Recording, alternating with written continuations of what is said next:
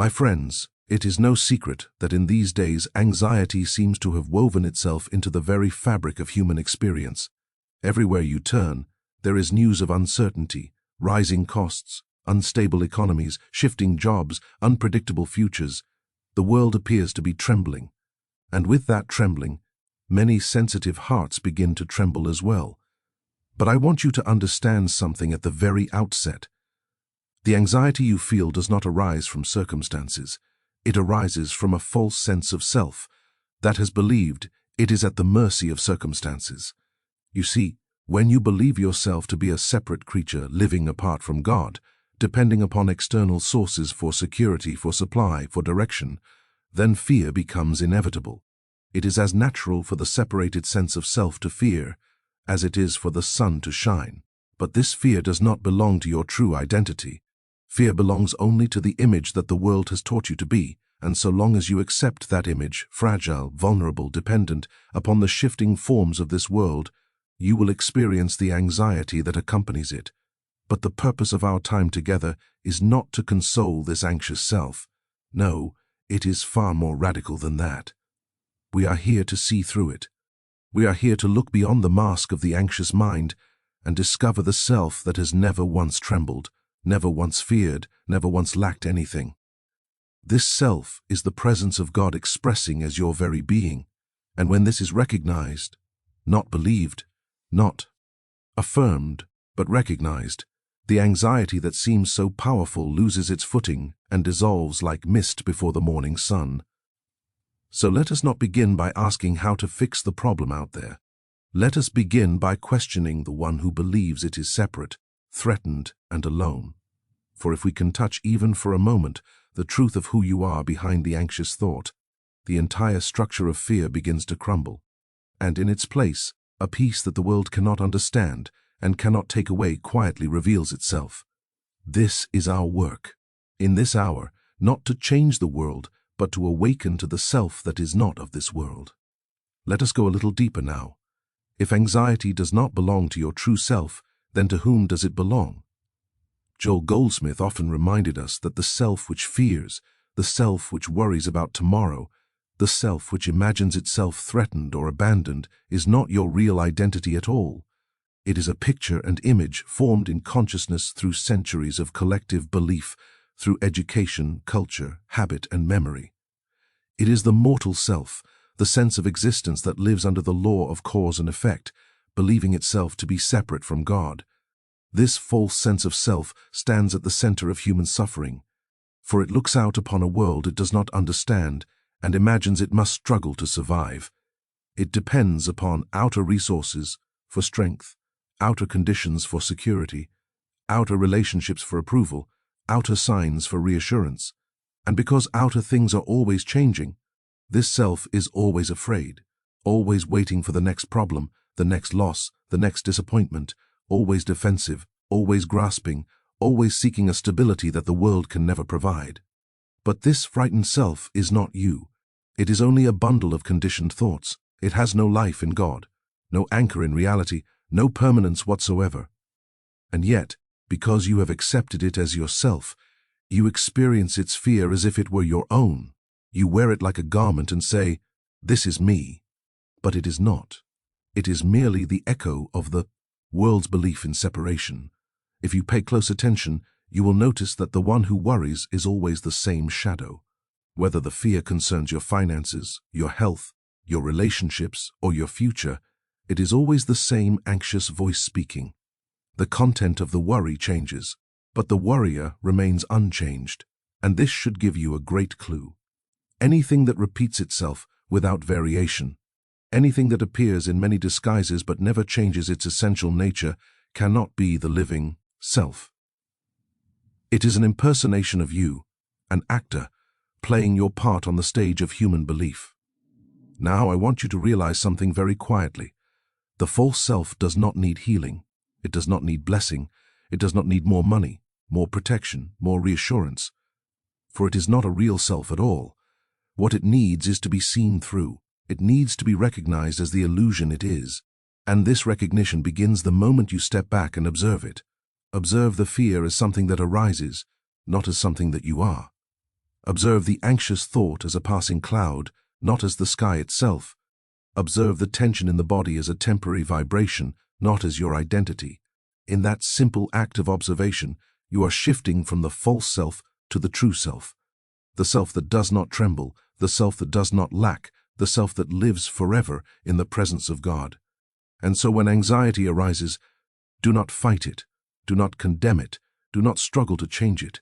Simply recognize that the one who fears is not the one who lives as you. This recognition is the beginning of freedom. It is the quiet dawn before the sun of truth rises in your consciousness. As we continue, let us turn our attention to the great pronouncement that stands at the center of all spiritual realization. The kingdom of God is within you. These were not poetic words, not mystical riddles, not promises of a distant future. They were the simple statement of a present reality, a reality already established, already functioning, already complete. And it was this inner kingdom, this divine consciousness that Joel Goldsmith dedicated his life to revealing. The anxious self, the fearful self, the seeking self, always looks outward.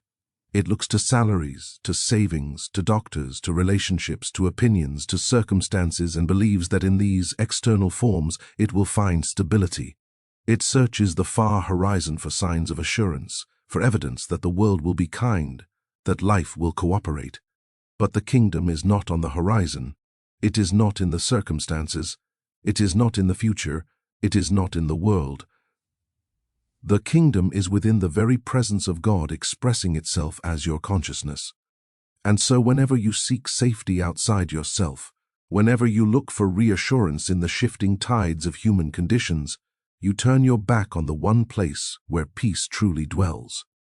You are like the man who stands in the blazing sunlight and asks, "Where is the light?" You are like the wave that searches the ocean for water. You are already standing in the fullness of the kingdom, but you are unaware of it because your attention has been trained to look outward rather than inward. To shift your identity from the anxious self to the self of the kingdom is not an act of effort. It is not achieved by discipline, by memorizing truth, by reciting affirmations, or by forcing the mind into new habits. It is a gentle turning, a quiet resting, a simple recognition of what already is.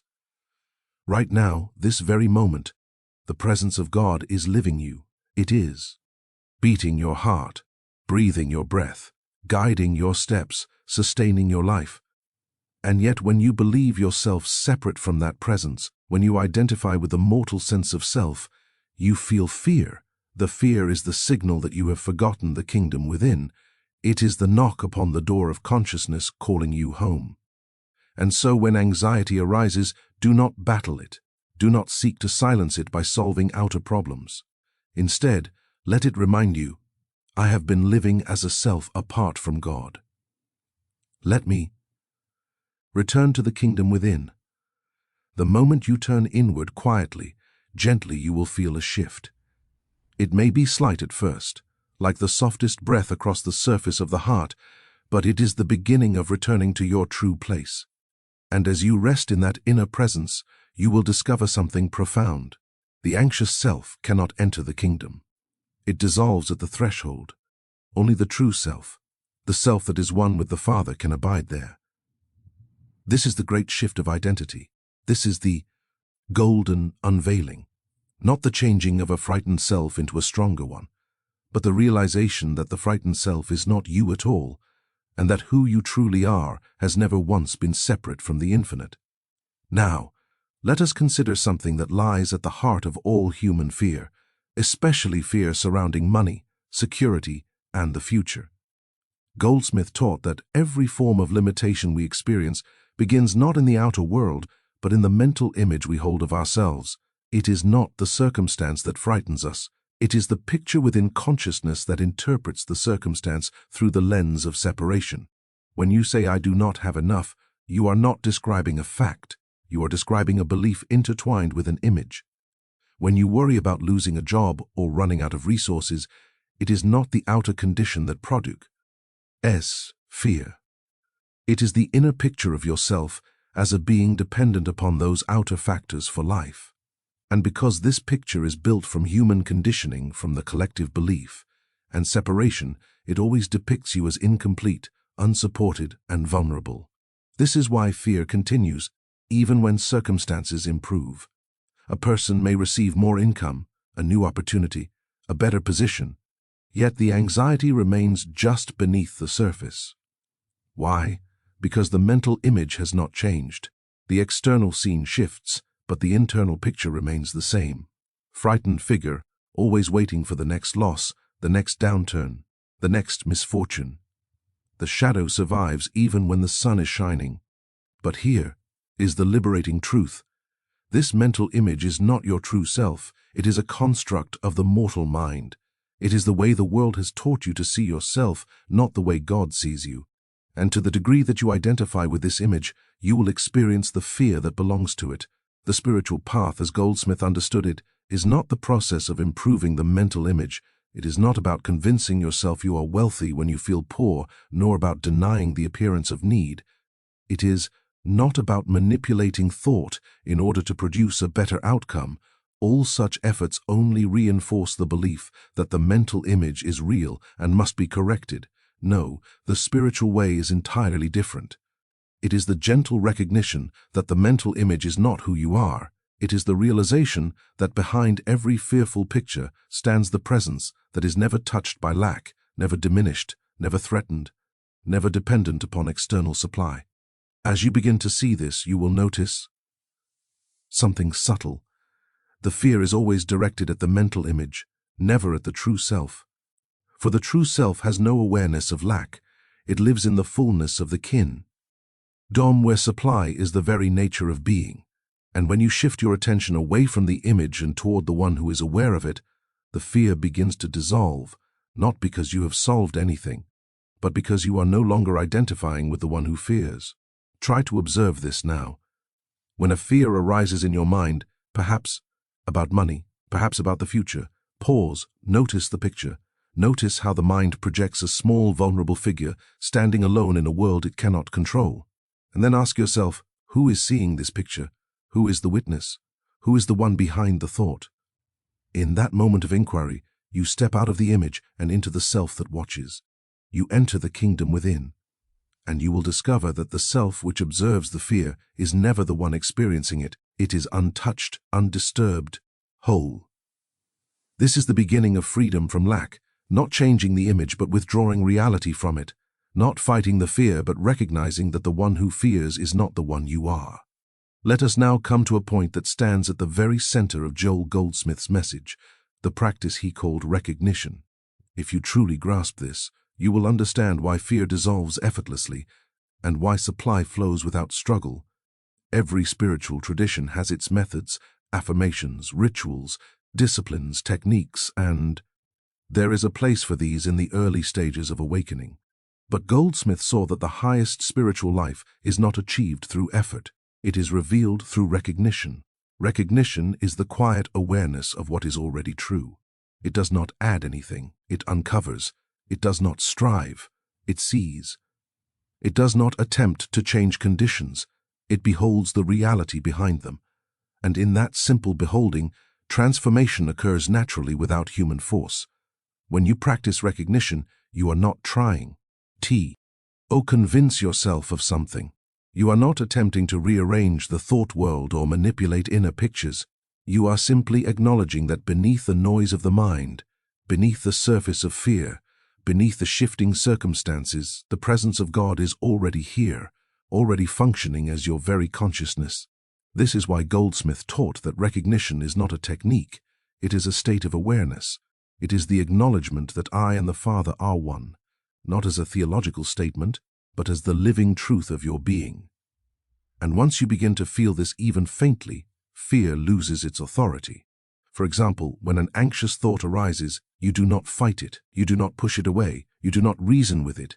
Instead, you step inward and quietly recognize this fear does not belong to the self that I am. The presence that lives as me is untouched. In that moment, the fear begins to fade, not because you have overcome it, but because you have withdrawn belief from it. You have recognized the one who stands behind it. And when a thought of lack appears, I may not have enough, What will I do next month? You do not attempt to imagine abundance or think positive thoughts. You simply rest in the awareness. Infinite supply is my nature because I live in God and God lives as me. You are not calling supply to you. You are recognizing that supply is the activity of your own being. It cannot be added and it cannot be taken away. This is the great secret. The moment you stop trying to make truth do something for you, truth begins to reveal what has already been done. Struggle ends, effort ends.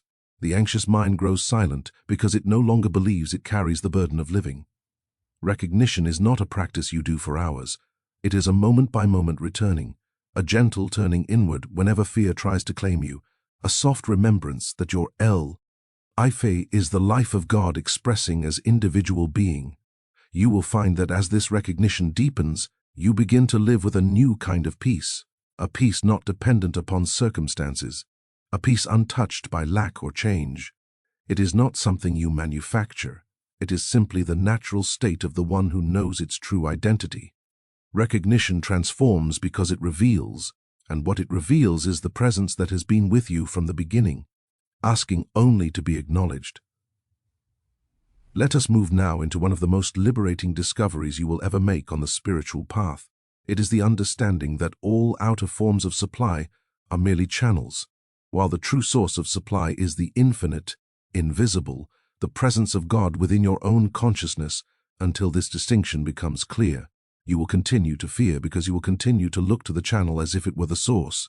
Most of the world lives in bondage to channels. A paycheck appears and one feels secure. The paycheck disappears and one feels threatened. A business opportunity opens and hope rises. The opportunity closes and fear returns. Money comes in through one avenue and confidence grows. That avenue dries up and anxiety takes its place. But through all of this, the source has not changed. The infinite has not diminished. Only the outer channel shifted. And because the mind mistakenly worshipped the channel, it experienced the shifting as loss. But when you understand, as Goldsmith did, that the source of your supply is the very presence that lives you, a profound freedom begins to dawn. You realize that spirit is forever expressing itself as form, and that forms may come and go, but the activity of the infinite remains uninterrupted. A job may disappear, but not your supply. A client may cancel, but not your source of income. A market may collapse, but not the abundance of the channels will change as freely as waves upon the ocean, but the ocean never changes. This is why Goldsmith often used the analogy of sun and rays. The ray does not depend upon the window through which it shines. If one window closes, the sun simply finds another opening. The ray is never cut off from the sun because its life is the sun, and so it is with you. If you identify with channels, you will fear. If you identify with the source, you will rest. Living from inner supply means recognizing that everything you need already exists within your consciousness as the presence of God. Your task is not to attract it, not to manifest it, not to visualize it. Your task is to acknowledge the truth that your being is rooted in the infinite, and therefore no outer form can add to you or take from you. When this truth begins to live in you, you stop chasing opportunities. You stop worrying about outcomes. You stop tying your well-being to the ups and downs of the world. Instead, you live in a quiet assurance that whatever is necessary for the fulfillment of your purpose will appear at the right time, through the right channels, without strain or fear. And you will discover something remarkable.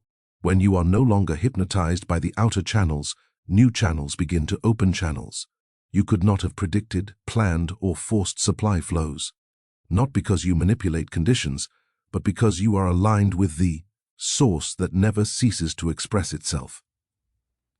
This is the beginning of a new way of living. It is not human living uplifted. It is spiritual living revealed.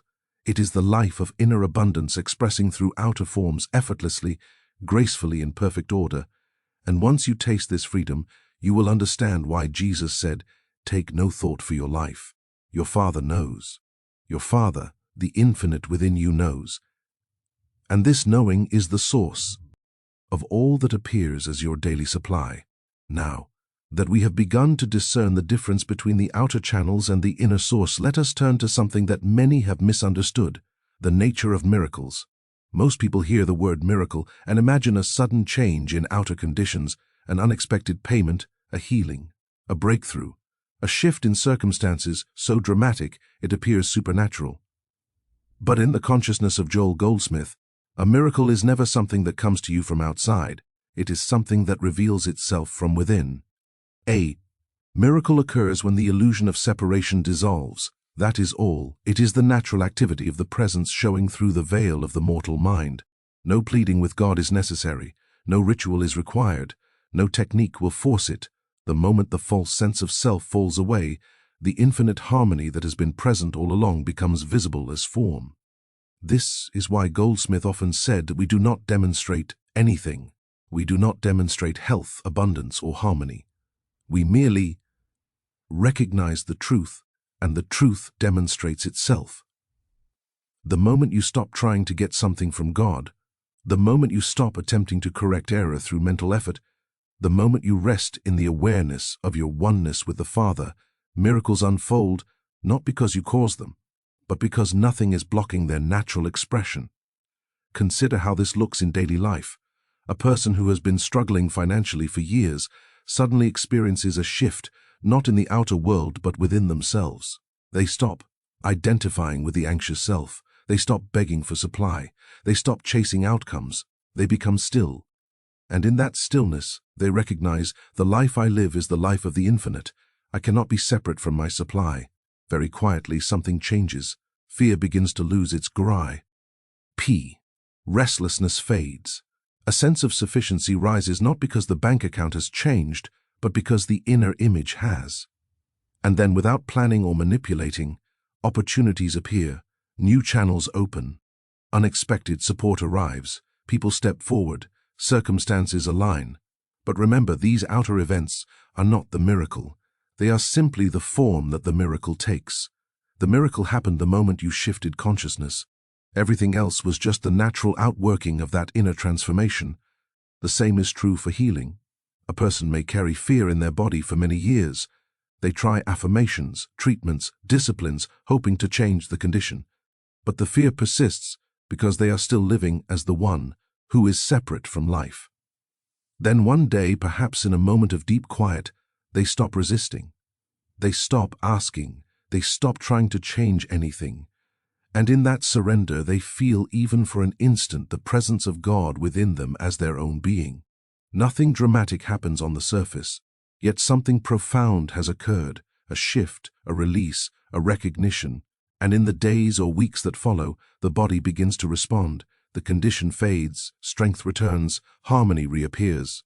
But again, the healing is not the miracle. The recognition is the miracle. The healing is simply the visibility of the truth that was always present. This is why anxiety melts away when you turn inward. Fear has no root in the true self. It only survives in the mental image. And the moment the image is dissolved through recognition, you begin to live from a different center.